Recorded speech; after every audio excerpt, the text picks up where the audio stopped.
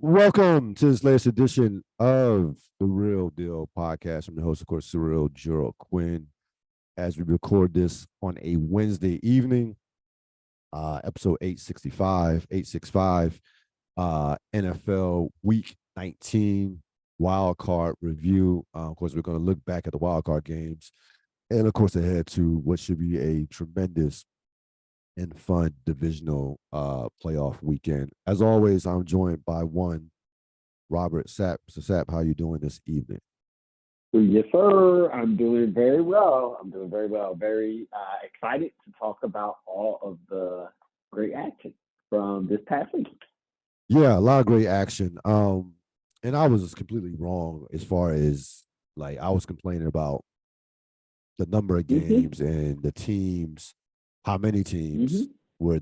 were in it. The bottom line is if you have you got 14 teams, 7 games, or 7 games, they're gonna be some duds. That's all there is to it. They're gonna be one or two duds. There were, but there were 5 excellent games. The two duds were what they were. They were kind of predictable, especially for you with the Dallas thing and the Seattle thing. We both saw coming a mile away. But you had other than that, I Mm-hmm. mean, the 5 games that we got 5 excellent, highly competitive football games and some history made on the wrong side, or almost history, semi Yep. history made on the Yep. wrong side by the Chargers. We'll talk about that. But as always, we Oh can begin yeah. with the themes. I have a couple of themes. The NFC East crashes the party, and they're the reason I don't gamble. So, what were your themes of this past weekend? I mean, it is absolutely no lead is safe. Like that. That just has to be just the bottom line for everybody. No lead is safe at all. And then the final fall of the great one is my other thing. Is it the final fall? We'll talk more. We'll talk more about that. Of course, we'll unpack that. How about Uh, yeah, we okay. All right, because I have definitely have a hot take. got you. All the thoughts. The Buffalo Bills get by the Miami Dolphins 34-31. Mm-hmm. Yep. Similar to the first time these two teams met, where the Bills physically pushed Miami all over the field, outgained them 423 to 231. But 3 Bill turnovers kept Miami in it. Turnover. Miami got some confidence, especially in the second quarter with the 17 points. And next thing you know, they were fighting for their lives, were able to survive. Listen, it's not about style points when you get to the playoffs. It's, like the late, great Jim Valvano once said, survive and advance. So you don't have to apologize for any playoff wins. I'll say this in regards to Josh Allen, because this was a Josh Allen game to me. And when I think of Josh Allen being the wire fanatic that I am, Josh Allen, I came to the conclusion Josh Allen is Jimmy McNulty. He's a Jimmy McNulty of the NFL. And I say that because he's a guy who I think has the highest ceiling of any quarterback in the league. His ceiling, his apex. Jimmy McNulty, great detective, high clearance rate.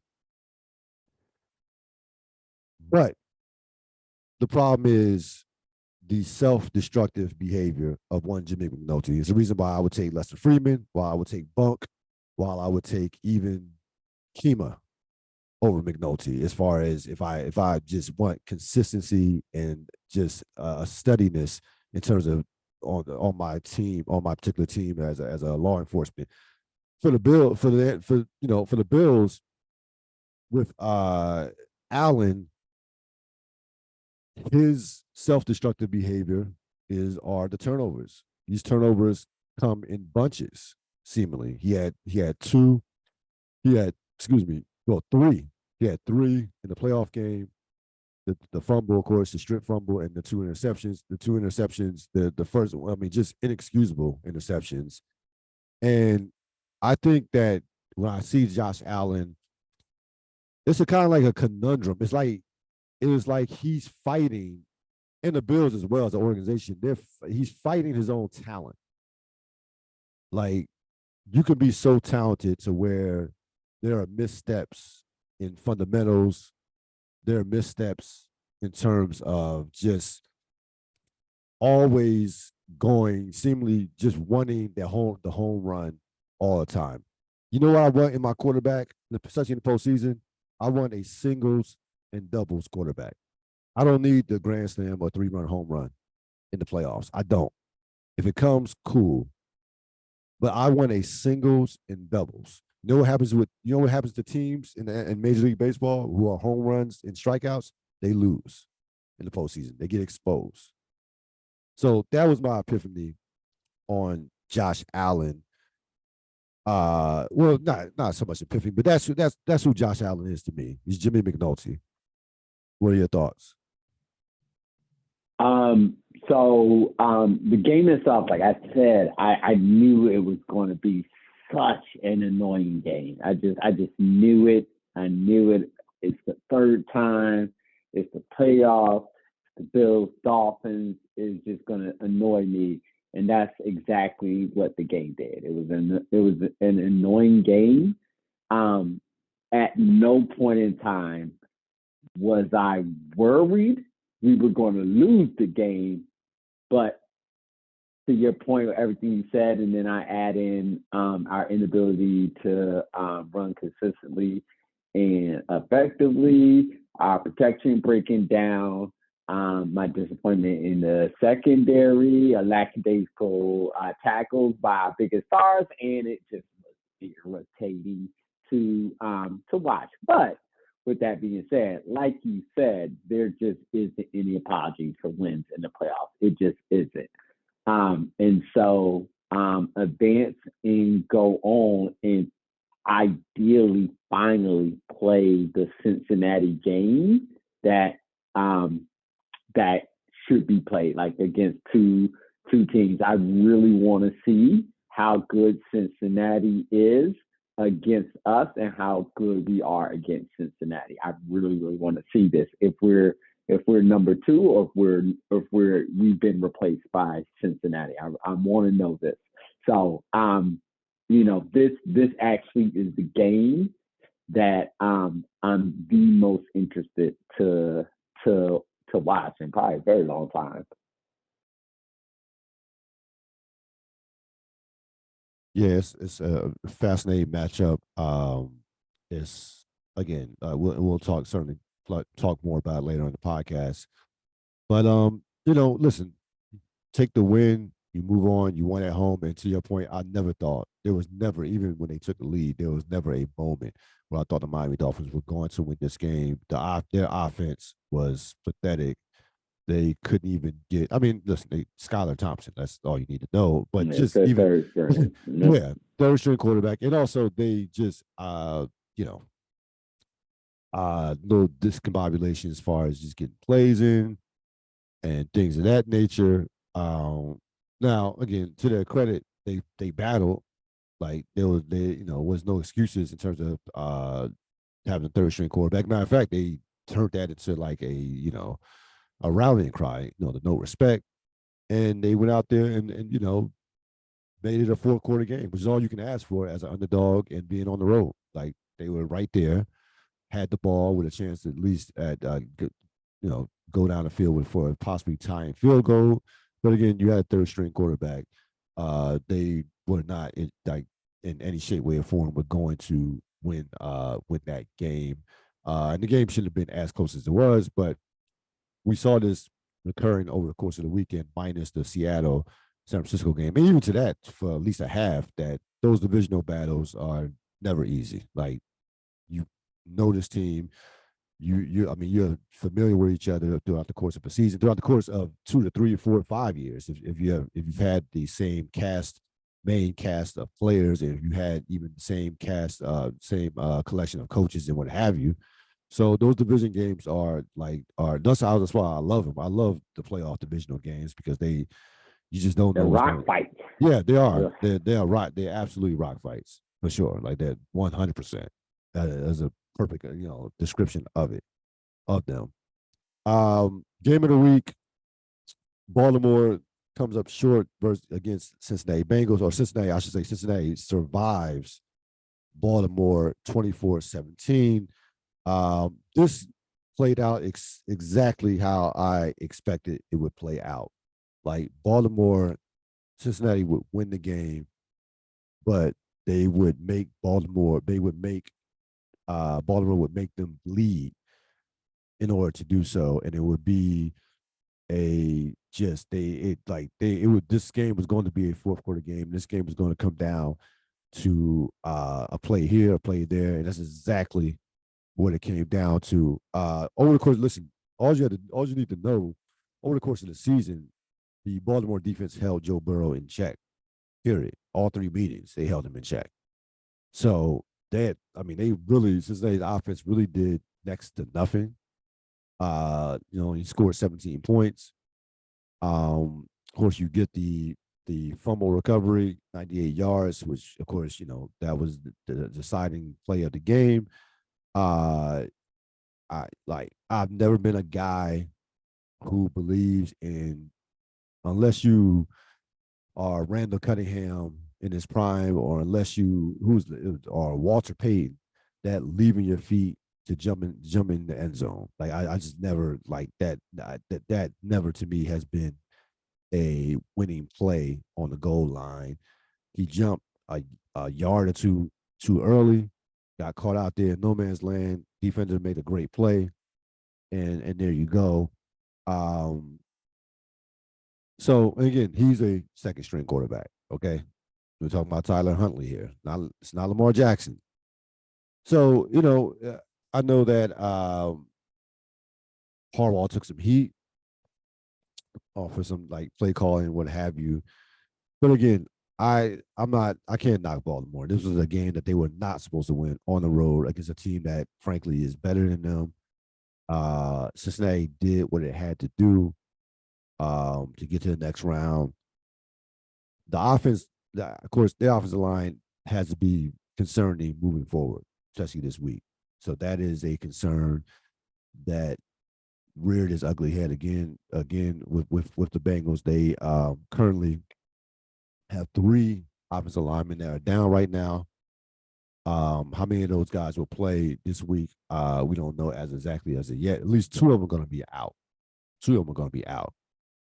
But they have some issues with that, and you saw it in the play calling. They were not able to go down the field like they normally do. They didn't even try to be honest with you, and rightfully so.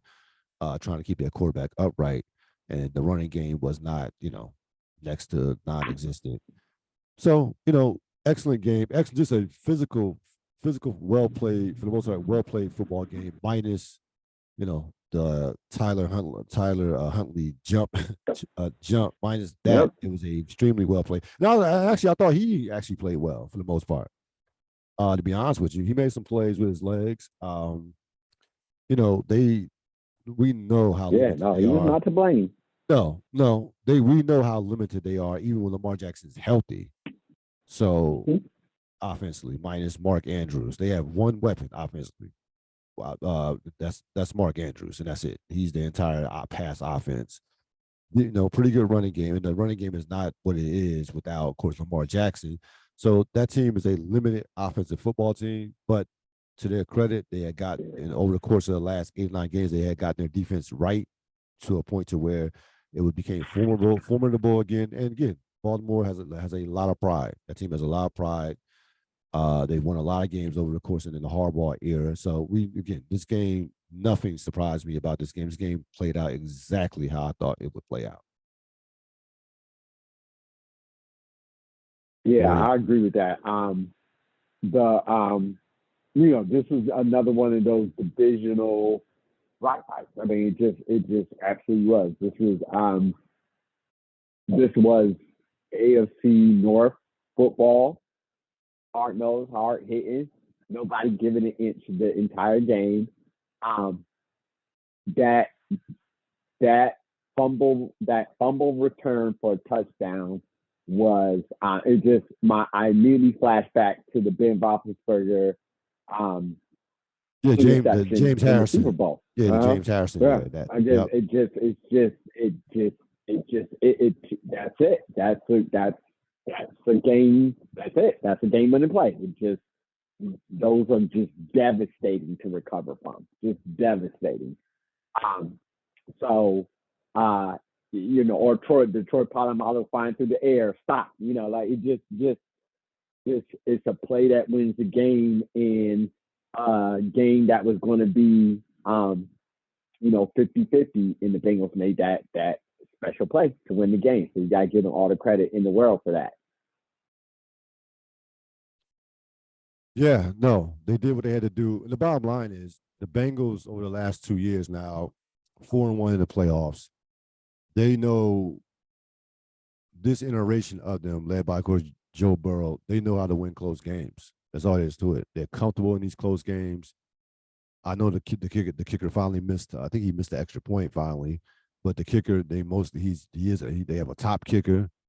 They have a top defensive coordinator, and they have Joe Burrow, and that's for a second. I thought we were talking about Dallas's kicker. I thought you were about. He finally made an extra point. No.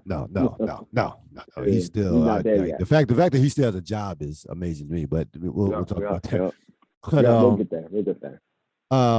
Yeah, that team knows how to win close games. Like all of their playoff games in the last 2 years, this year and last year have been close, have been one-score games, and they, they seemingly just find a way to make a play that's going to decide the game that goes in their favor. It's now again, the Super Bowl was a different story, but that they easily could have won that game. And again, if you play enough close games, you're going to finally lose one, as the Vikings found out this week.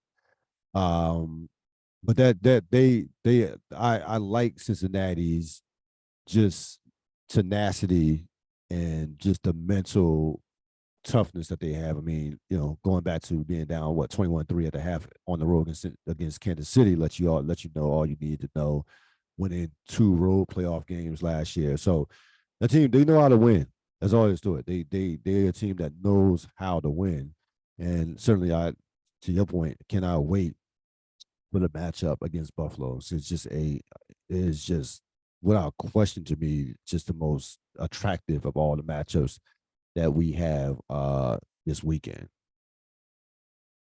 It's just a massive game. It's a massive game for all the implications on the field and in the playoffs. It's a massive game for everything that has happened since last time they were on the field. It's just a massive game. Massive. Absolutely. Games of note. We know what had transpired with Dallas and San Francisco, so we'll save that when we preview their matchup in the divisional playoff, which will be the primetime Sunday, which is right and absolutely should be. That's a classic rivalry that will be showcased. Jacksonville, Los Angeles. So only the Chargers could lose a game, not only up 27-0, but a game where they force 5 turnovers and don't turn the ball and have 0 turnovers, where Jacksonville is 4 for 13 on 3rd downs and 4th downs combined, and the Chargers were 8 for 17. I thought that again, this is why you love sports, because you think that I've seen a lot, not seen it all, but seen a lot, and something like this happens. Yeah, again, this comeback, it makes all the sense and no sense at all to me. I rewatched the game, not the entire game, but the condensed version, and I'm like, there were 2 defining plays that obviously that killed Chargers. The Joey Bosa inexcusable penalty that encouraged them to go for 2 when it was 30-20. Well, it was 30-26. It happened. They were not going to go for 2 before that. They were going to kick the extra point. That is just, it's one of it's the dumbest one of the dumbest penalties I ever seen in a big spot in a long time. It absolutely cannot happen. Absolutely cannot happen. And then, of course, you had the kicker, the Charger kicker, missing a 40-yard field goal that would have put them up 33-20. So those are the two big plays that you need in a collapse like that when you're making a historic or miraculous comeback. It was like the fourth largest comeback in NFL history. But again, this is what this is the history of the Chargers in the last 20, 25 years. So this is what the Chargers do. I still don't think it's worse than 2006 because that team was a Super Bowl. That team I thought was the best team in football, LaDainian Tomlinson, and that was a loaded football team. And the Patriots were celebrating a divisional playoff game for a reason. There's a reason why they were celebrating because they knew they had no business winning that game. So I still think if I were a Charger fan, the 2006 would be worse. But this game has so many like this was a big game for that organization moving forward. Like it's such a gigantic loss other than stating the obvious, getting knocked out. I could not agree with that more. But we're going to be looking back and saying it's like a fork in the road type loss for that franchise because certainly, listen, Staley, I think he's going to be gone. Like you can't be my coach after that. I'm sorry. You can't. Like you can't be my coach forward. You just can't. I got some more on this, but what were your thoughts? Yeah. Jacksonville was dead. Like this comeback felt even more epic than the Colts one. Because Jacksonville was dead. I've never seen an offense melt down harder than they did in that first half and first quarter. Being able to rejuvenate. I've never seen that first quarter. I've never seen that. Like that, they were dead. I knew they were dead. I knew it. There was no doubt in my mind. And like you said, the Chargers are going to charge. They just are. And like at a certain point, you are who you are. So there's like, not only can me as a viewing fan never ever trust them, but to your point, I do think this is an organizational altering loss where you fundamentally can't trust yourself. How can you? You got 5 turnovers to none and still lost a playoff game. Surreal. Make that make sense. It doesn't. Like you said, you watched the game twice. I watched that game twice. It still doesn't make sense to me. How? And then, Bosa, you're a veteran. You're the defensive superstar. No, can't have that type of game. Not in the playoffs. Can't do it. Just can't. There's only, you need him, of course, but if coach, owner, general, we're having a conversation. Oh yeah, no, a conversation's coming. No, a conversation. We're having a conversation. Yeah, That can't ever happen. Yeah, no, a conversation. Because that defense goes how you go. Yep. If you effing melt down, they're gonna melt down. You can't do it. You can't have a seal on your chest to do that. You just can't do it. So I could not be more disappointed in his performance. That was a critical role, like that play, and his just general disposition in that second half was a critical factor into that defense. Not even melting down, they just wilted. They surrendered. They said the offense isn't doing anything, whatever. Pathetic, just a pathetic performance by the Chargers because you absolutely may not ever lose that type of game. You just may not. So those are my thoughts. The flip side is the Jacksonville. From the Jacksonville perspective, you have to give all the credit in the world to Doug Peterson. This is what Doug Peterson was the MVP of the game because we've seen teams melt down in the first quarter and just completely not recover. We saw it. You know what it was starting to remind me of? It started to remind me of Kyler Murray against the Rams last year. That's what it started to remind me of in the beginning. That was epic. And the franchise, by the way, still hasn't recovered from that performance. So we know what those performances can do, not only for the game of putting you out the playoffs, but just to your franchise in general.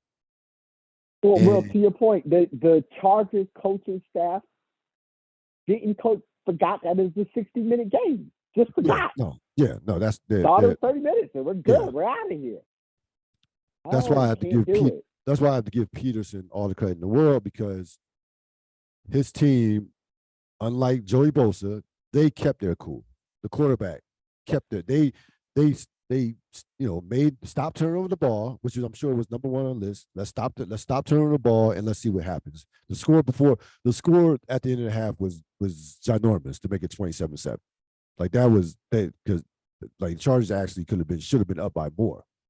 To be honest with you. So that score at the half, before the half, was that was a game changer from that standpoint. That was like, okay, 20 is manageable. Yep. 20 is not insurmountable. No. At all. Yep. And I've seen this again. Agree more. I see this in terms of the importance of coaches.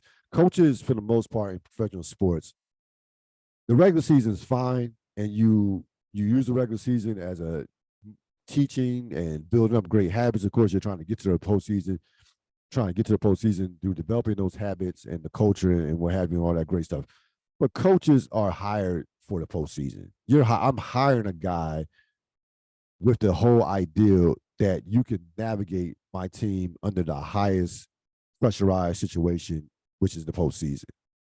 So, Doug Peterson, somebody who's won a Super Bowl even as a backup quarterback and also as a head coach, 27-0, 27-7 is like, all right, let's settle down. We'll make a couple tweaks here and there. We're at home, so on and so on, and see what happens. So it was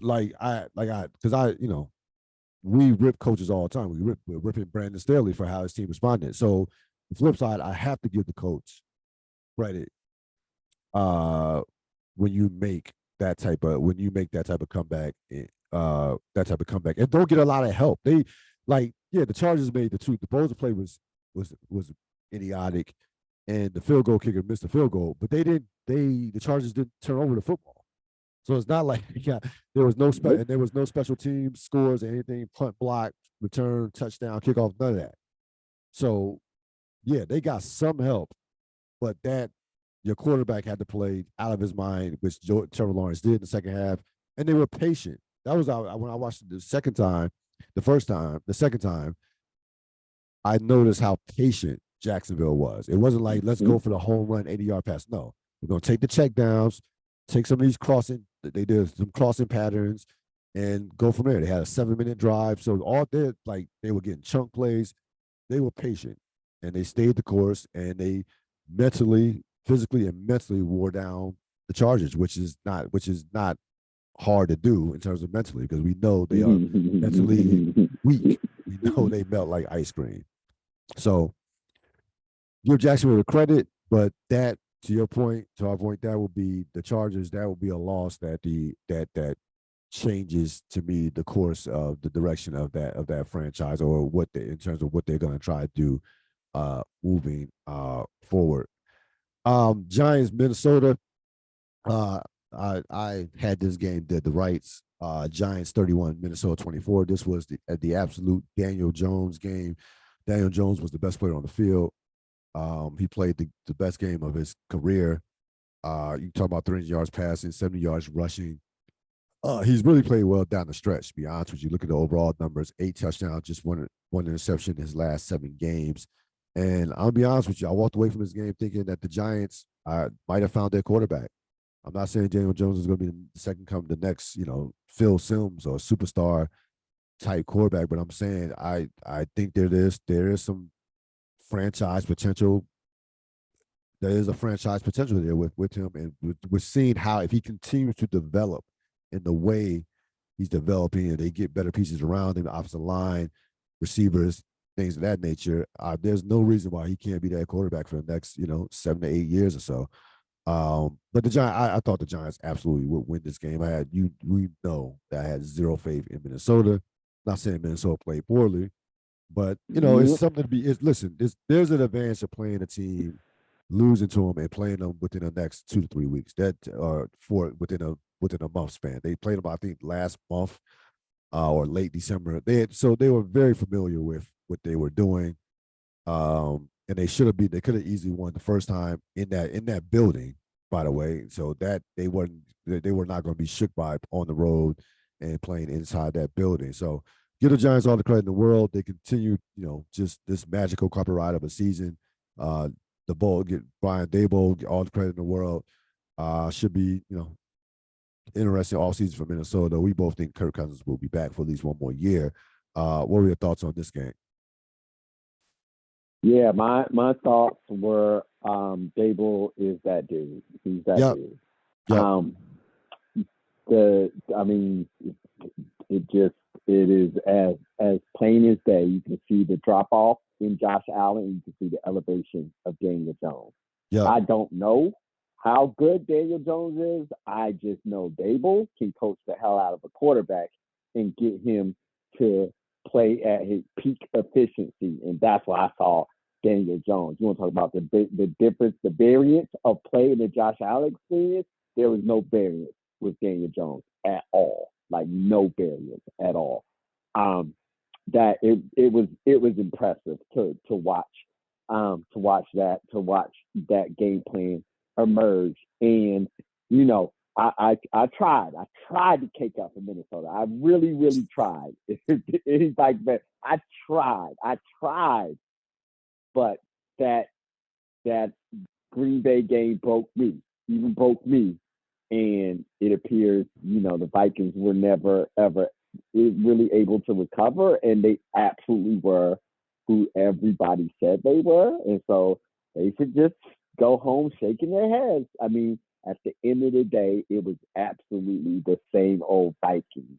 They can flash, but have no ability to finish. And I think that, honestly, is the epithet of Kirk Cousins' career. He could flash, but he couldn't finish shit.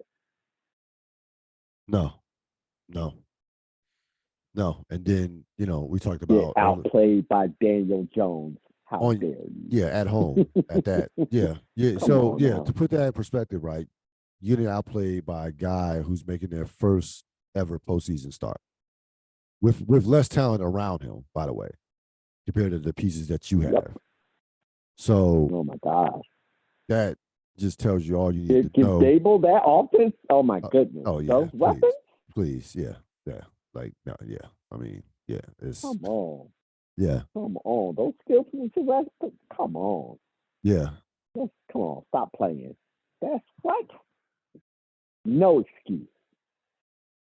Yeah, I mean, we talked about ceilings for quarterbacks earlier on. The ceiling is very close to the floor when it comes to Kirk Cousins. It's not that that ceiling.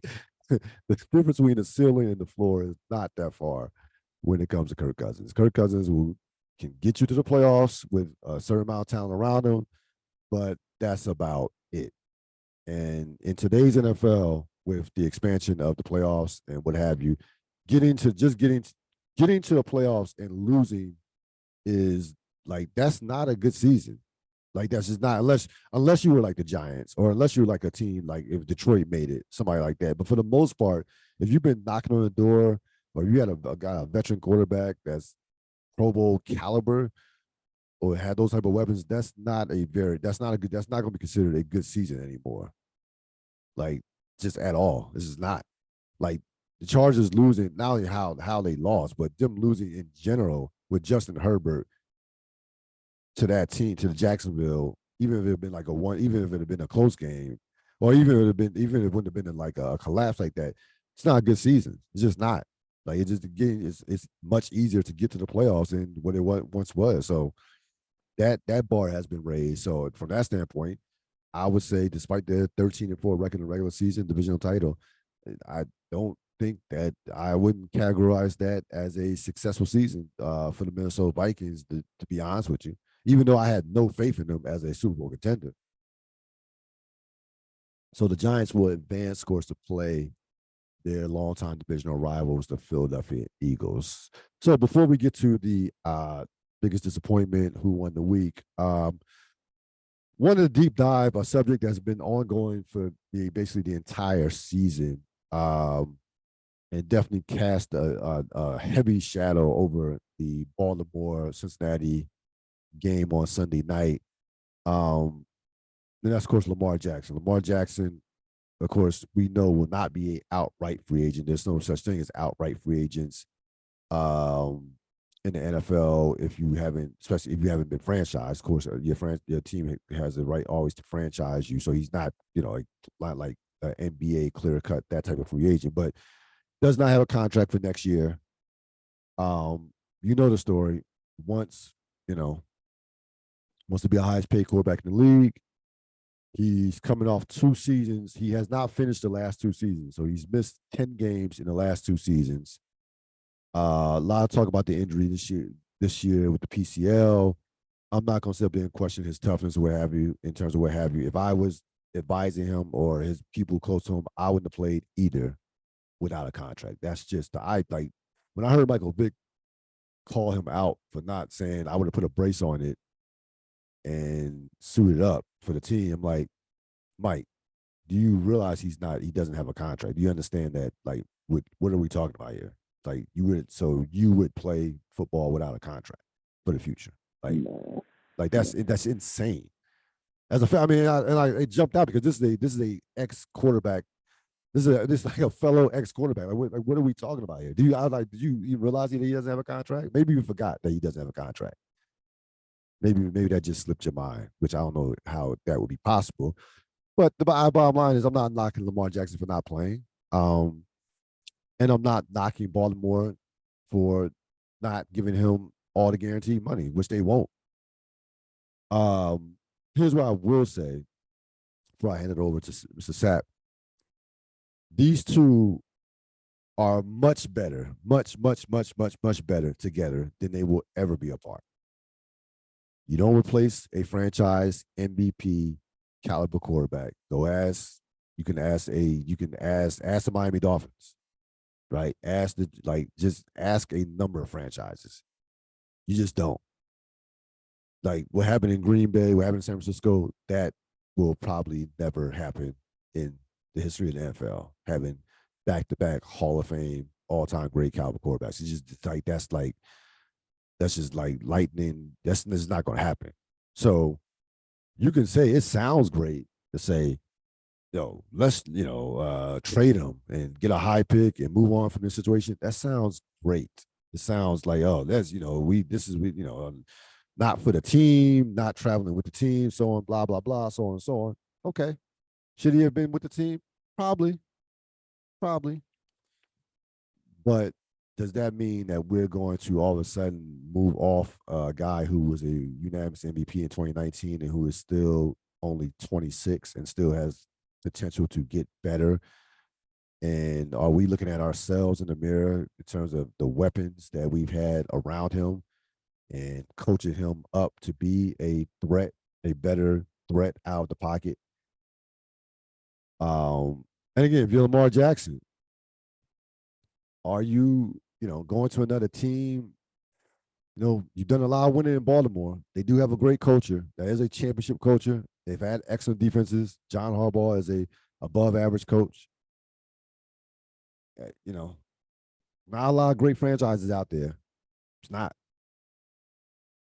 I root for one that's horrible, and it's more of them seemingly than it is quality franchises. So we'll see how this plays out. But I'll say this: they are better together than they will ever be apart. What are your thoughts?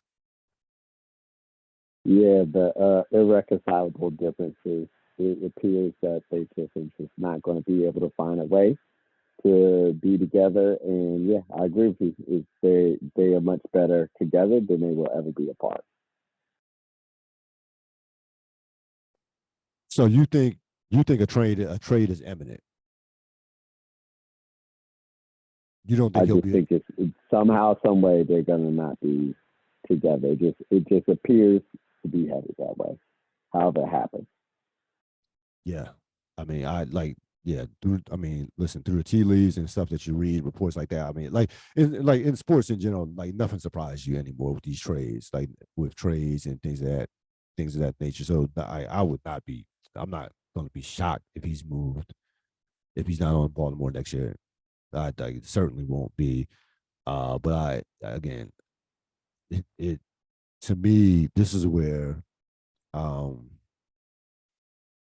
this is where adults and this is where people this is where you have to take a deep breath if you're a franchise, if you're Lamar Jackson, and really like forget about the tweeting, forget about statements through the media. If you're with the franchise, this is where people just need to get in a closed room and hash it out. Like like this is what needs to happen from that standpoint, if you for the best interest of everybody. Um, because I don't believe I don't believe there's a franchise, despite, and we've discussed this ad nauseum with the quarterbacking situation in the NFL. Yeah, he's gonna get his money, but I don't think he's not getting. I don't think there's. I don't think someone. You think somebody's gonna make him the highest paid quarterback in the league of all time? No. No. Okay, no. So not only that, no one's gonna give him all guaranteed money. So those two things are not going to happen. He's going to get his monies from somewhere, but those two things are not going to happen. No. Because I mean, this is the bottom line. And listen, sometimes you bet on yourself and it goes well. Sometimes you bet on yourself and you hit snake eyes. And he, not gonna say he quite hit snake eyes because I think he's gonna get his money, but it didn't go the way he expected it. He did not finish the season. That's the bottom line. He didn't finish the season for the second year in a row. So now, on top of the fact that people are not so completely sold on him as a guy who can develop into a pocket passer and take some of those hits off his body, people are now questioning his durability moving forward. Like I read an article that said that made a good point, saying, yeah, he's only 26, but look how many carries he has. Like he has running back type wear and tear on his body already at 26. And we know running backs start breaking down they don't make it to 30 for the most part. They start breaking down 26, 27, 25, 26, 27, 28. So yeah, it will be a story that dominates the offseason. There, of course, will be a number of suitors for him, and rightfully so. He is a dynamic talent. In the right situation, he could absolutely flourish. That goes without saying. But to Sap's point, looking more and more like it won't be in Baltimore. And also, too, and I don't know if you read some of this stuff, John Harbaugh is not a coach that is flexible as far as like you want to talk about old school in terms of, or even the Harbaughs in general. They have their way of thinking, and that's pretty much it. Like they don't. I'm not gonna say they're like that term. I'm not to use the term player. You don't use the term players coach when you're describing the Harbaughs. That's just not how they move. It's just not. So they are not going. He's not, and he will be the coach next year. Like they're not going to get rid of him and keep Lamar Jackson. That's not happening. Harbaugh's not going to bend on Lamar Jackson and give in to Lamar Jackson from that standpoint.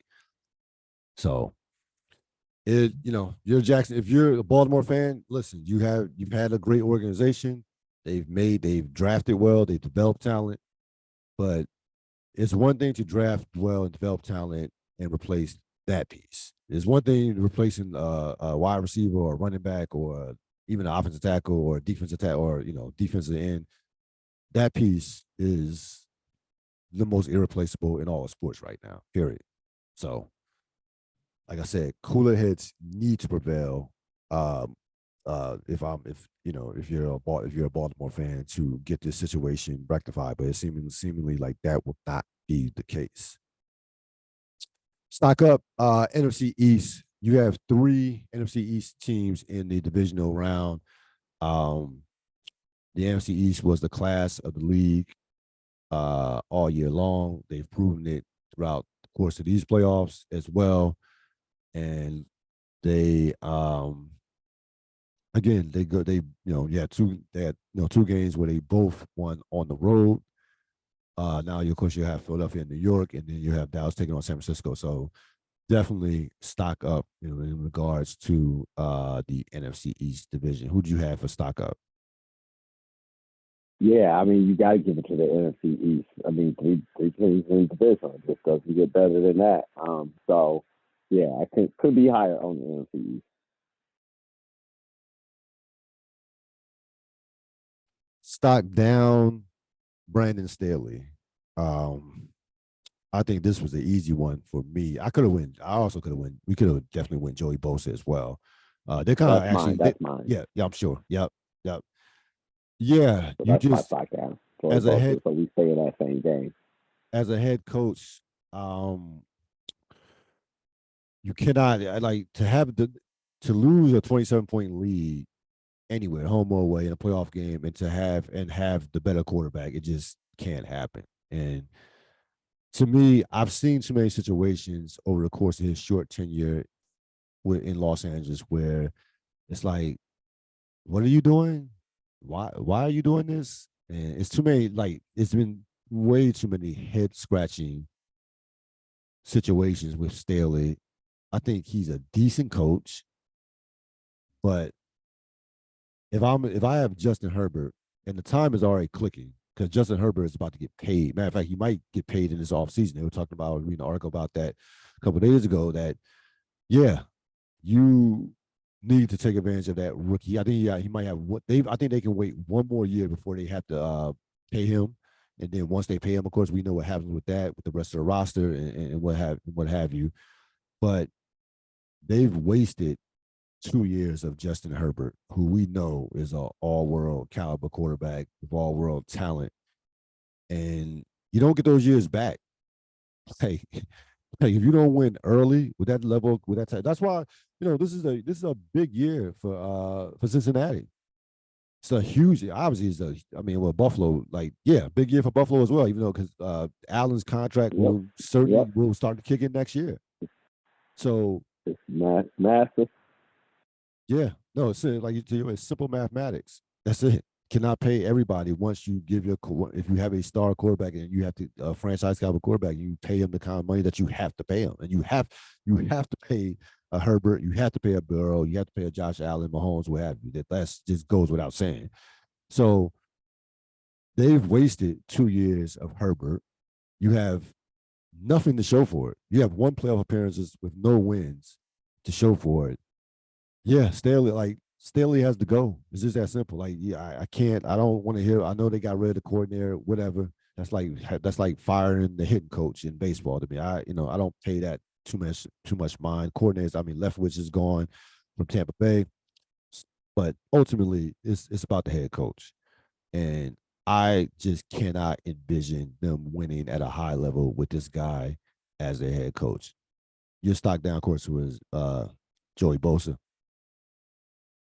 Yeah, veteran player, big playoff game, leader of the defense, captain of the team. Can't have that type of game. Could not be more disappointing. Stock is very, very much down. Yeah, no, his behavior was just like that. That's just it was buffoonish. It was just something like you expect out of a rookie or somebody first year, second year player. Like that can't be like the leader of your defense or one of the leaders, along with of course Derwin James as well. Um, but they like no, you can't have that situation. Not just once, but twice. You do the same shit. Um, and basically again cost your team points. In essence, led to them help lead to them losing. You can't be as a great player. You've heard this term in sports. You can't be the reason why your team loses if you're a great player or have great talent. You just can't be. Like it's one thing if you lose and you play great and y'all lose. It's like, okay, you did your thing. You just didn't have enough. Whatever. Especially in football, which is which you need more people playing well than about any other sport. But Like you can't like be the DK Metcalf, you can hold his head high. right. Yeah, But there are a few players that can hold their heads high. This week that lost. Yeah, there are a couple. There are a couple that can hold their heads high. That took L's, but Yeah, no, you cannot be the reason. I mean, Asante Samuel Jr., played had a great game Mm-hmm. in a defeat. So he can walk out the stadium and be like, look, I did everything I could do. But Joey Bosa, that was just like, no. Like I can't like it's like, and we're like, what are we doing here? Like what like that, but that, like, again, that speaks obviously to him as an individual football player. I don't know what personally off the field, but that speaks to the culture as well. That speaks to the coach. That speaks 100% to the type of culture that the Chargers have. To be honest with you, when you have your players melting down like that, period. Yep. Questions for Sap: how many teams remaining can win the Super Bowl? 4, I believe. Who are they? Maybe 5 at Dallas, but 4. Philadelphia, Kansas City, Cincinnati, Buffalo. I would say San Francisco, Philadelphia. I forgot about San Francisco. Yeah, you 5. did. Okay. Yep. San Francisco, Philadelphia, Kansas City, Buffalo, and Cincinnati. I would say 5. I would say 5. The Cincinnati offensive line worries me, so I'm almost leaning to 4 and a possible. But I respect Burrow. I respect their defense. So I'll give them the benefit, and they've been there before, so I'll give them the benefit of the doubt. I think they're well coached. I'll give them the benefit of the doubt from that standpoint. So I would say 5. 5 out of the 8 remaining. What will Brady's next move be? I'm starting to like the idea of the Raiders move. So Patriots buy, like that's not a thing. San Francisco, that's not a thing. So either he stays in Tampa, who knows why he would do that, but stays in Tampa, or I like him and Josh McDaniels reuniting with the Raiders, and the Raiders thinking they're going to do something. I want Brady back in the AFC. I want him back. Come back. We want our Knicks back. We do. I think. My hot take on Brady. Sorry. Yeah. Go ahead. My hot take on Brady was Brady's not making the playoffs ever again in his career. That's the last time. I actually agree with that. Yeah, I actually agree with that. I don't think he would make it with Tampa Bay again. I don't think he would make it even with the Raiders. Yeah. Nope. Yep. I like the Raiders. If I were a betting man, which I'm not, I would lean towards the Raiders. I like the Tampa Bay thing. Listen, the Tampa Bay thing is done. Like he maximized everything that you could out of a 3-year stint with Tampa Bay. You won a Super Bowl. You went to the playoffs 3 straight years. Yeah, it's over. I mean that deal is that's done. There's no reason why to me that he would return to Tampa Bay next year. Like I actually would be shocked if he came back to Tampa Bay. I'd like he can say all the nice things he wants about him. I don't see it in Tampa Bay next year. I just don't. The roster's not going to get any younger. Todd Bowles will still be the coach. I don't care who the offensive coordinator is. I mean, Byron. I don't blame Byron Leftwich at all. Like that wasn't on Byron Leftwich. He just somebody had to fall on the sword. So, that's the nature of professional sports. But no, the Tampa Bay thing, I can't see that next year either. I can't. Raiders. We know the Raiders are a franchise that's going to following when they moved Derek Carr.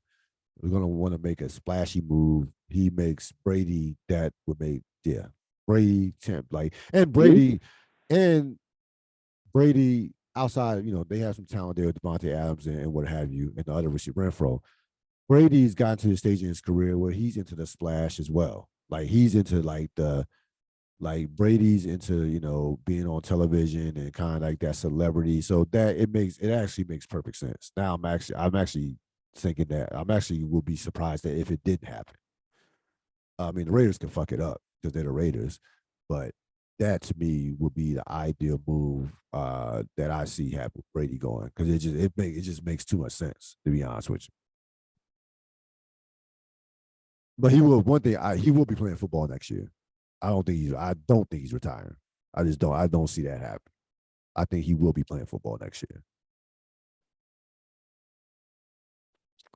Who won the week? Oh, Jacksonville won the league without a shadow of a doubt. You make that type of comeback after that first half. Oh, a young team. That was my assessment of that game. I was seeing two very young, immature teams.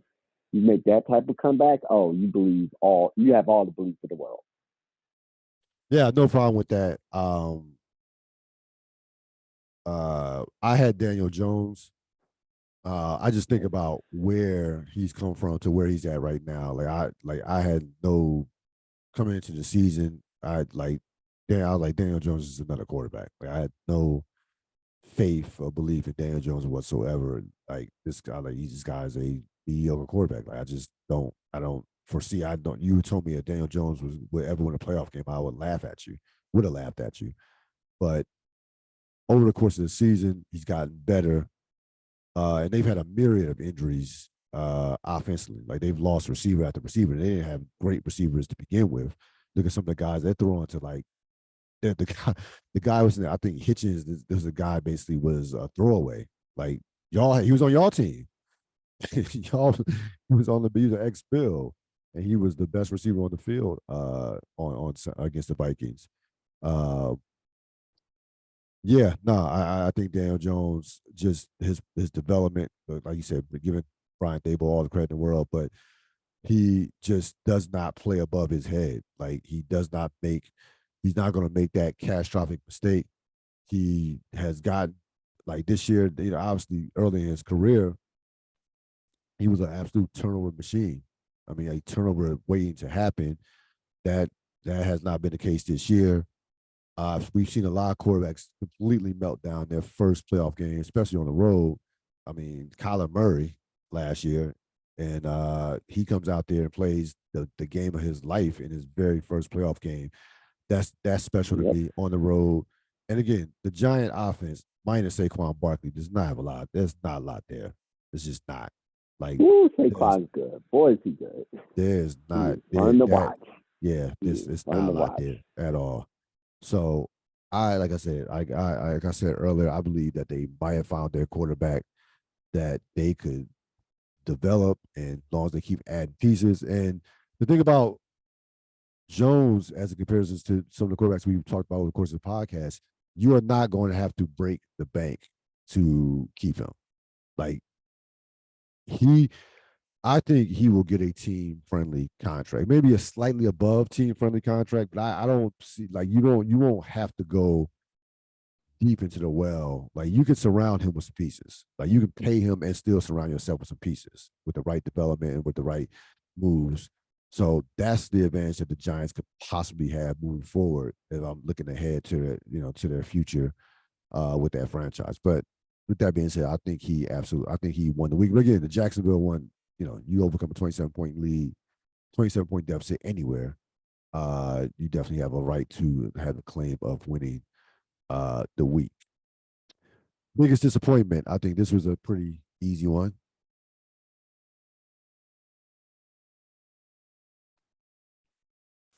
Say that again. Biggest disappointment.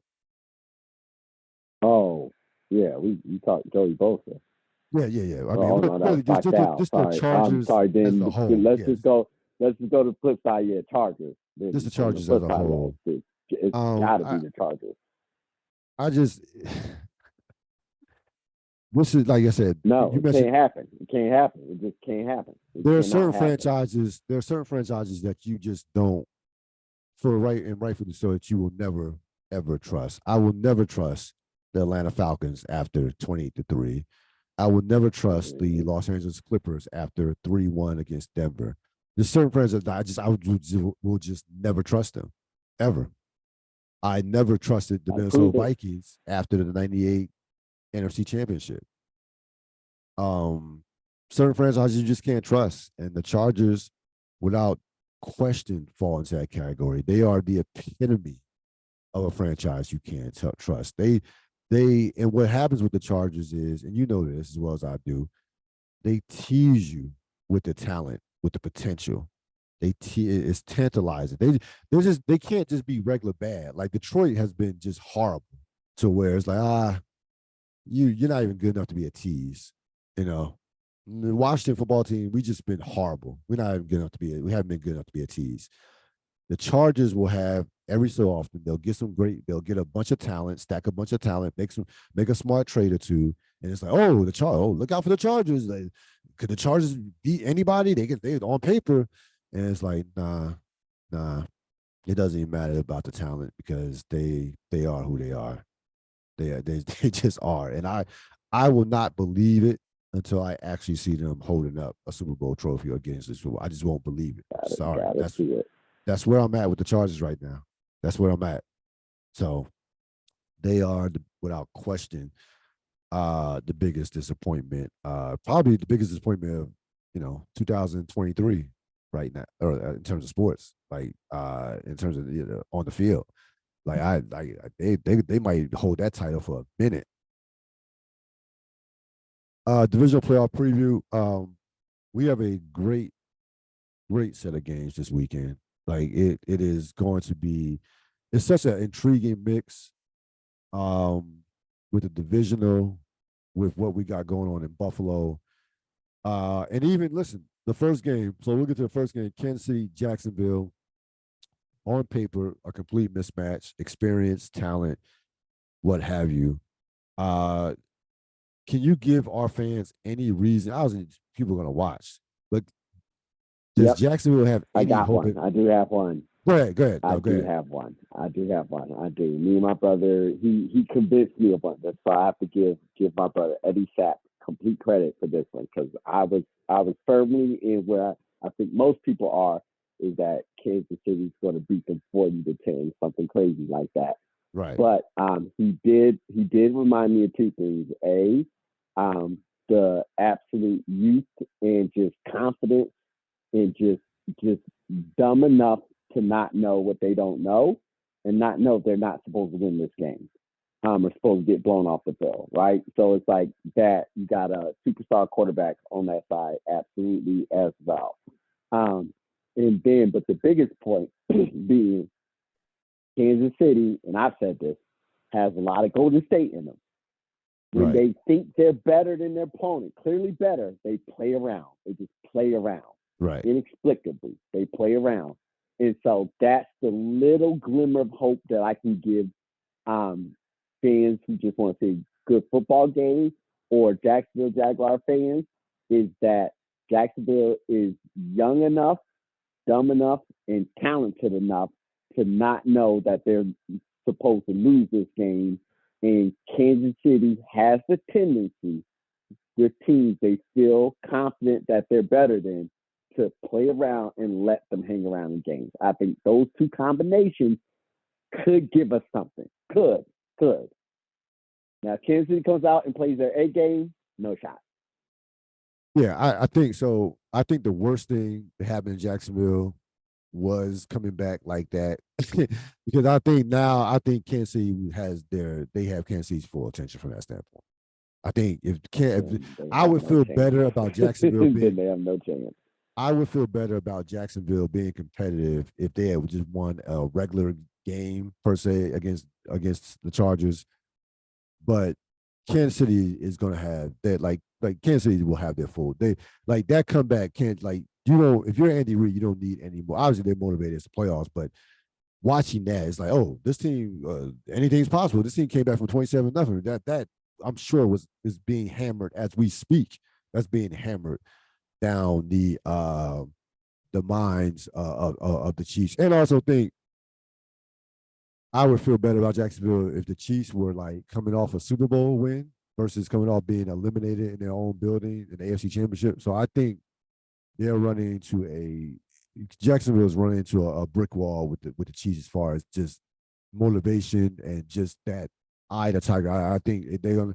I think I expect a big time performance out of Kansas City. I really do.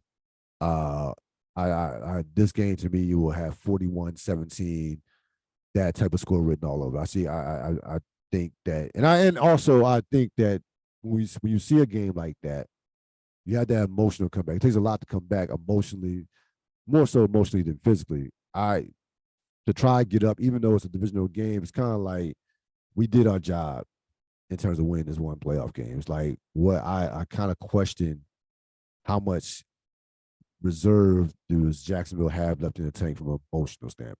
Can you emotionally get back up after that type of comeback to even make it competitive? We neither one of us think that they could possibly win the game because they can't, in my mind. But yeah, there's too many things to. I don't think this game is going to be competitive. To be honest with you, I just don't. Um, but to your point, to your Buzz point, I mean, those are fair and valid points. We've seen Kansas City toy with horrible teams over the course of this season. Indianapolis, and they, like I said, they can become pass happy when they probably should run the ball. Kind of get, maybe this was last year, but in some cases get loose with the football. But this game, I just think is this thing will probably get ugly. I mean, outside. I mean, trying to give a glimmer of hope. I mean, there's Jacksonville has no advantage at any spot on the field. No advantage at all. It's just a bad matchup. It's a horrible matchup. Coaching, there's just nothing. There's nothing. No. I mean, who talk? I mean, come on. I mean, who's there? Reed. I mean, come on. I mean, just they're just. This is a tasty match. You want to know my real thought? Here's my real thought. Now, not being with my real thought, I was just like, of course Kansas City gets Jacksonville. Of course they do. And that's not to say they wouldn't beat the hell out of Chargers, because they probably would have, but it's just like, of course they get the lower seed. Kansas City lives this charmed existence where they just have to have that first round bye and get the lower seed to have the less physical matchup, let's just call it that, of the next round. So yeah, this is a tasty matchup for Kansas City, if we're being honest with ourselves. 100%. Yeah. I mean, listen, to avoid Cincinnati and Buffalo to the conference final, to the championship game is an enormous advantage. That's why the 1 seed was so vital. Important. That's why it was so important. Yep. Saturday night, very tantalizing matchup. I feel the Giants in Philadelphia. I want to say, man, this has I like Philadelphia a lot. I've been high on Philadelphia I've been hot and cold with Philadelphia over the past month or so. It has upset written all over it. I'm just gonna say it. Like I like. Wow. I've seen it. Man. I love this call. I've seen this movie before. As far as that, call it. Yeah, no, I'm picking the Giants to win this game. Okay. I think that the Giants have some mojo going right now. I love the Giant karma right now. Like even how they're talking after the game with the coach, with the Dable saying like, "Yo, we haven't done anything. Like, we're cool. We won this playoff game, excited, but no, we're not done yet." So even with that, even you start hearing stuff like that, it's like, okay. But I just seen this movie so many times where you have the hot wild card team that had to fight to get in the playoffs, and we see it in baseball as well, going against a team that's kind of been living the charmed life during the season. Great record, number 1 seed, and then before you know it, they're out the playoffs. The Giants have done this to teams in the Eli Manning days with the Green Bay, and they did it to who they beat in the divisional game? Dallas, and when they won their first Super Bowl, not the first Super Bowl, but the first of the Eli Super Bowl, 2 Super Bowls. So I've just seen this movie before with these the hot wild card teams catching these divisional teams sleeping, coming off a bye. Like, yeah, I'd rather have the bye, like for the reasons that we just mentioned. You get the rest and you get to avoid, like if you're in the case of Kansas City, you get to avoid Buffalo and Cincinnati. Philadelphia, of course, needed the rest to get healthier, but the division, and plus this here's the most important thing. There's no fear factor. The division, this we've spoken on this throughout the course of this the podcast. That divisional aspect just is an element that cannot be quantified. It can't be measured. The Giants will have zero fear of Philadelphia. None whatsoever. And remember, last time they played, forget about the game at the end of the year. That didn't mean that was whatever. The real time where both teams were at it, the Eagles beat the hell out of them. That's in the Giants' crawl. That will the Giants not forget about that. They're certainly not gonna forget about that. But I just again, Philadelphia absolutely should win this game. They're clearly the better team. We know we all know this. And Philadelphia has been great over the course of the season. But man, I could not stop thinking about this game. There's going to be an upset here this weekend. Somebody's going to get upset. At least one team going to get upset. Maybe two. I would lean towards one, possible one. If I really would, if you made me gun to my head, one. This is the one to me that stood out. It really did. Like from a strategic standpoint, I could only say, hey, Daniel Jones playing well. The Giants, Hurts. I don't know. Again, I don't know which. That's the reason why I'm picking the Giants. I don't know which Jalen Hurts I'm getting. I know he's had the extra week, but I don't know. This, mind you, even if he was healthy, this is his first playoff start of his career. So that's a factor that I like. Don't know how. I mean, we've seen how a couple quarterbacks responded in these playoffs and have played well. Brock Purdy, and also Daniel Jones. But I don't know if I'm getting that out of Jalen Hurts. I just don't know. I gotta see it. Philadelphia should win the game, but this is my upset special with the Giants. Philadelphia with the Giants taking Philly. I would say 24-21. I think it's a field goal. Graham Gano field goal wins it. Love it. That's a bold pick. I'm going in complete opposite direction. Philadelphia's the better team. They have way more talent than the Giants, yada, yada, yada. Philadelphia win this game 31-13. All right. Cincinnati, Buffalo, the matchup of the weekend. This game is just everything that you want in a football game. You're talking about two of the best quarterbacks in the league, who are both like 26 and under. We're talking about teams that could be meeting in the playoffs for years to come. Everything that transpired on January 2nd, kind of like an unfinished business as far as teams playing the game. These are two teams that are going to be going at it for the next, half decade or so. And again, Cincinnati offensive line is a major question mark. They could not protect Joe Burrow in the last game. They definitely adjusted their play calling to that. Buffalo, probably played their C game against Miami, divisional opponent, but were able to survive. We know the ebbs and flows that come with Josh Allen. When he's great, he's as good as it gets. But lately, in the last month or so, he has not played at a high. He has not played at a very high level. 22 turnovers this season. I repeat, 22 turnovers this season. That's a lot. That's too many for a star quarterback. Too many for any quarterback, but let alone somebody of his caliber. Just again, and the Cincinnati defensive coordinator is one of the best in the league. Like he did that guy, especially in the second half, especially with in-game adjustments. Amarillo, he'll get a coaching or look at a head coaching spot for sure. He that chess match between he and Buffalo's offense will be fascinating.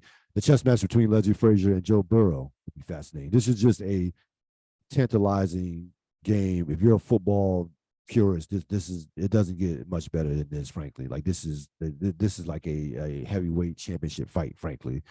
And I'm looking forward to it. And I think it's almost it's Keep basically it almost real. Keep it real.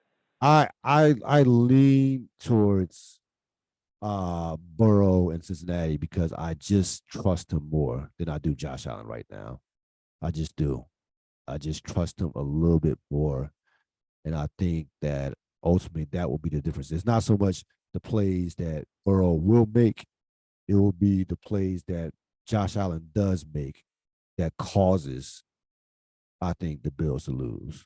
Like trying to do too much in a big spot or making, taking a chance when you should check it down. So I think it will be his mistakes, not so much Joe Burrow being all world, because I think both defenses will contain those two quarterbacks to where neither one of them will explode, because I think these are two very good defensive teams. This game is going to be a defensive game. It's not going to be a high scoring game. So I would say 23-20 Cincinnati. Very close game. Again, I'll be shocked if it's not the game of the week. I just would be. Yeah. So it's just bad juju. I debated this in my head. It's bad juju to publicly air some thoughts. So here's what I will say. I do not like the way that Josh Allen is playing. I'll be very clear on that. I have significant concerns about my defense's ability to tackle in space and cover wide receivers to the ability that is needed in a game like this. I agree with you. It is going to be a close one that will be decided by a turnover or two. If if you force me to make a pick, I'm going to go 25-24 Buffalo. Yep, makes sense. It's gonna be that type. It's gonna be a very it, it's going to be a game where, like, to your point, where like a play here or there will decide it. There will be a defining play or a couple of plays that are the difference. Absolutely will be, without question, to me, a 4-quarter game. Um, it will be a game of patience. Like who, because both defenses will force both quarterbacks to be patient. Both these quarterbacks are highly aggressive, love to take shots down the field, want to go for the home run ball more times than not. But they will not be able to do so with the way these two defenses will be designed in terms of what their coverage is. Neither one, like you will see a number of 3-man fronts from Cincinnati. Like that's what they do. They do that as well as any team in the league with their coverage. Uh, to me, the team that I would say this, I'll make this prediction minus just a boatload of turnovers or some kickoff return, something wild like that happening. Team that runs the ball the best will more likely win this game. Who can have a Love that. who Love that. who will run the ball most effectively? That to me will be probably minus the quarterbacks, which obviously goes without saying. But that to me will be probably the deciding factor. Who can establish that running game? Because they're going to have to. You're going to have to run the ball effectively against these two defenses with the way they're going to be designed, with the way the coverages and the way these two coordinators. These are two of the best defensive coordinators in the league. So they're not going to. They're not going to allow you to beat them with these deep balls or with these big plays like that. That's just not that's not going to happen. So that's interesting to see the running. Like I said, we keep your eye on the running game. Like I said, mentioned earlier, the Cincinnati opposite line right now is in shambles. What they're going to have to run the ball to keep Buffalo off Joe Burrow's ass. But to be fair about the Buffalo defensive line, has not been the same without Von Miller. Period. That there's been a significant drop off. That's the definitive point right there. This is the game where he brought Von Miller in for it, and he's not 100%. There. That's the definitive point. That is that is a, you can't quantify how big of a loss that is. Like, it's just like, the guy's a Hall of Famer. Like, he's literally an all-time great. But to your point, this is the game you brought him in for. Like, he's just, he could wreck a game. Period. So that I thought about, and I thought about him when thinking about this game. I was like, yeah, that defense line is still very deep and talented, but not quite the same without him. They're not the same. Not so much not quite. They're just not the same without him. The Sunday night game, primetime game, Dallas at San Francisco. We know this to be a classic rivalry, going back for years upon years. These two teams, franchises, ruled the 90s. They basically were like, nuclear powers in the football, where it was at a point where it was either Dallas or San Francisco in terms of not who was going to get to the Super Bowl, but who was going to win the Super Bowl. From 92 to 95, I mean, they won 4 straight Super Bowls during that time span. We returned kind of like to the scene of the crime from a standpoint of Dallas is a couple things. Like, you had the catch, right, in 81 that propelled the Joe Montana, Bill Walsh dynasty, Dwight Clark.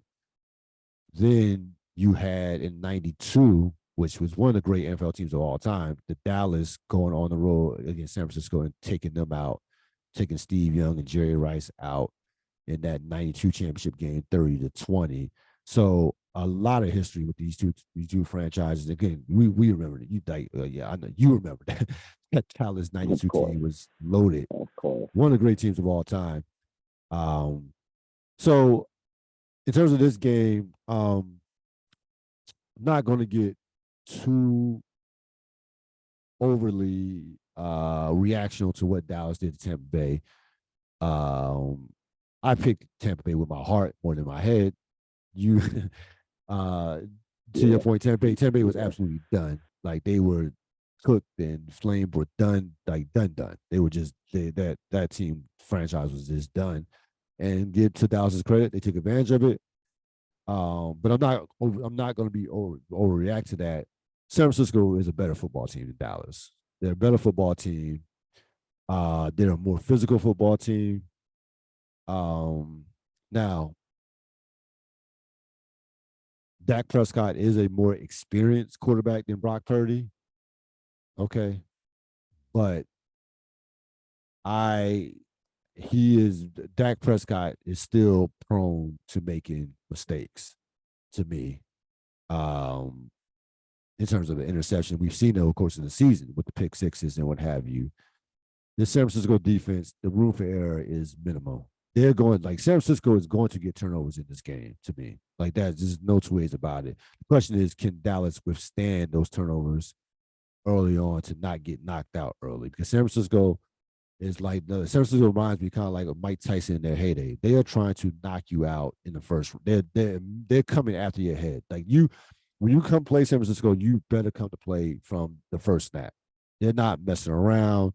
They're coming for your throats right off the jump. So they're trying to hit you 10-0, 14-0, 21-0 right, like, immediately. So if Dallas can withstand that first hit, I think this will be a very competitive game.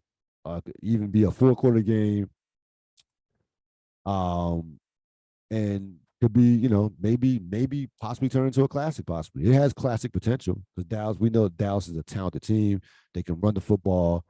They have some weapons. They have, some weapons with the wide receivers. Not what they used to be with the wide receivers, but I think their receivers they have some talent at the wide receiver with CeeDee Lamb and can do some things with the tight end. So I see I 30 31. I'll say 31-21, 31-23, 31-21, somewhere in that range. But I love San Francisco. Just like they're click like just a complete football team that's clicking on all cylinders. And to your point, a couple of weeks ago, maybe mine last week or a couple of weeks ago, Brock Purdy is the real deal. He's absolutely the real deal. No pun intended. And I'm not talking about just fantastic talent. I'm just talking about he checks the boxes of pocket presence, poise, leadership, unflappable. Like he checks those intangible boxes that we love in our quarterbacks.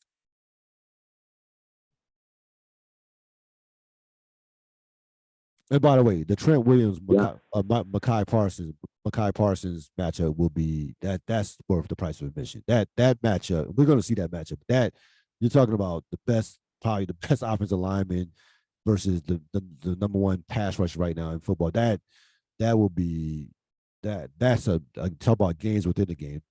Keep your eyes on that matchup. That's has all that has is it's going to be fun to watch if they when they match up. They're going to match up at times. Micah Parsons. yeah, yeah. I agree that that this will be a really good game and that potential to be a classic. I feel like a 34-31 game is in store. You like San Francisco? Yes, yes. Sorry, Yeah, I think it's to be. I think it's gonna be a 30, very. 34-31 San Francisco. I think this is gonna be a very entertaining game. I think it could be a big play game. Um, like I said, I think San Francisco from top to bottom is the better team. I think they're a better coach team. Um, I I think that they are will be prone to not making the big mistake. And that's what I'm going to look for in these games as we get further and further along in the playoffs. It's not so much. Don't get caught up in the 80-yard touchdown pass. Don't get caught up in 300-yard passers and all these numbers and what have you. Teams that make less to make that don't beat themselves will end up going further and winning. It's just like that. That's been football. That's just been the nature of the beast, especially in the last 15 to 20 years, as the gap between these teams has shrunk. Post to your point a few weeks ago, post Patriots, like those mistakes, coaching mistakes, penalties, Joey Bosa, dumb shit, missed kicks. Those are things that will get you beat. And speaking of missed kicks, that's another thing. Like you cannot tell me that I can trust can trust that kicker in a big spot. Like No, I've never that especially on grass. Like I've never seen. I mean, he was on grass last week too, so like that so he'll be on grass this week as well. I can't trust that dude like in a big spot. yeah, I can that's a liability. I that is I like I said, I might not let him get back on the got on the plane back to Dallas after that. I'm like, man, what? Like, what are you? I was like, that's like you. That reminded me of when I used to play Madden and could kick an extra point, a field goal. I was like, damn, I know how Mm-hmm. you feel, brother. Like, why is this so hard? Like you talk about in your own head. I mean, so that's another thing to look for if this game is close. Robbie Gould, who has been as money of a kicker as there is in the last decade or so, versus Brent Maher, and I think there's a clear distinct advantage towards Robbie Gould from that standpoint. But I think Dallas's talent will keep them in the game. They are a very, very immensely talented football team. And, there's a fact that getting over somewhat, I'm not saying they got over a hump, but, you know, getting some momentum, beating Tom Brady, uh, playoff win on the road, that first playoff win on the road since going back to that 92 championship game, uh, has them probably feeling a little good about themselves. But San Francisco is a like no one in the NFL is playing better than San Francisco right now. Like no one. Like they are a machine. Um, and Brock Purdy just like I mean we might be watching something. We might be on to something here in terms of Yep. we might be on really in a real way on to something with this dude because he's not supposed to be playing like this as a third string. Like this, like I was looking at his last 6 or 7 games. It's not like no, forget about game manager. No, he's been one of the best quarterbacks in the league during that stretch. He's literally been one of the best quarterbacks. Statistically, he's been one of the best quarterbacks in the league. And I think that that's something too we need to start. Well, you already been on it, but really in a real way start taking note of. Like it's not just a one off. This is 6 to 7 weeks now of a body of work that we have on this dude. So fun game. Should be a great weekend. Will be a great weekend with these divisional games. Always considered to be the best weekend of football in the NFL when because you have the two top seeds come out the box, come out the Yep. box and join the party. And I think again you're gonna have um these divisional matchups, man. Like that Philly New York Giants. I'm just getting fascinated by that matchup in terms of just from a divisional standpoint. The Buffalo Cincinnati, speaks for itself. Um, one of these, I think, I mean, one of these games will get away. Like you can see one game getting away. I mean, if there was a candidate to me for one of the games getting away, it would be Jacksonville, Kansas City. Hmm. You have Philadelphia Giants. I don't think that game's going. Even Philadelphia wins, I think that's going to be a rock fight. Like I think that's going. I don't see them manhandling. I just don't see them pushing around the Giants at this I point. hope so. I just don't. So should be a great weekend of football. We are closer and closer, I mean, to Super Bowl 57. We mentioned earlier that we both think that there are 5 teams that could win the Super Bowl, which again, it's a lot. It's a lot of teams. It's only 8 teams remaining. So to the fact that 5 of them could win just lets you know um, that where the NFL is at right now. And again, something crazy is going to happen that we just didn't see coming. The way the season has gone, something is going to happen in one of these games that is like that we just say, huh? Like what? Like it's just I don't know. Like I said, I predict the giant win. That could be it, or it could be something else. I mean, I don't. I predict it will be in the Cincinnati Buffalo game. As a matter of fact, if I could lock that up, that's something where we'll just be like, what will happen in that game? Yeah, That's the game I'll lock up for that craziness. yeah, no, that game, yeah, that game has all the makings. Yeah, that game, like it just does. That game has all the makings. Like I said, there with that matchup, getting back to that matchup, there's so many variables. There's so much going on within that matchup. Like I said, in terms of games within the games, like I said, just the overall matchups between those coaching staffs it's just going to be just fascinating to watch. Like that both of those teams are just extremely well coached football teams on both sides of the ball.